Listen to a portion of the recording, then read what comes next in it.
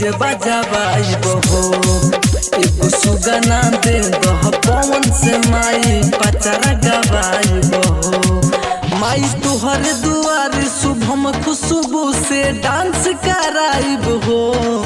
माई तुहर दुआर शुभम खुशबू से डांस कराइब हो।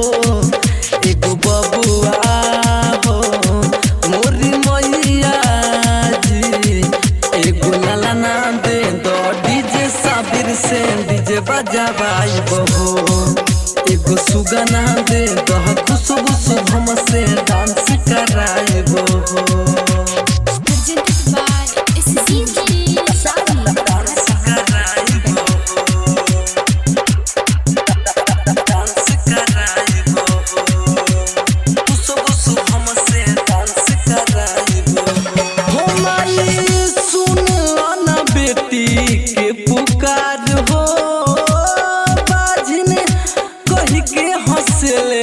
पटीदार हो के हंसले पटीदार हो। माई सुन लो ना बेटी के पुकार हो।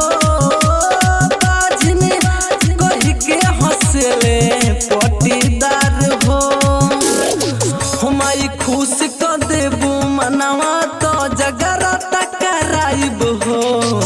माई खुश क देबू मनवा तो जगराता कराइब हो। एगो ललना हो मोरी मैया जी, एगो बबुआ दे दो डीजे साबिर से डीजे बजाबाइबो हो। एगो सुगना दे दो शुभम खुशबू से डांस कराइबो हो।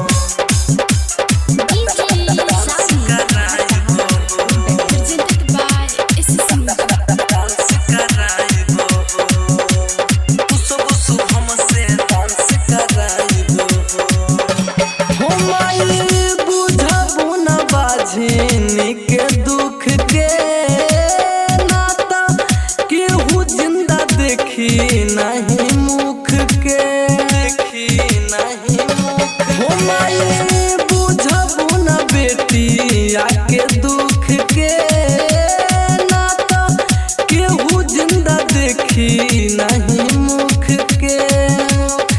होना तो तुहरे चरण में सिरावा पटकी के जान गवाइब हो।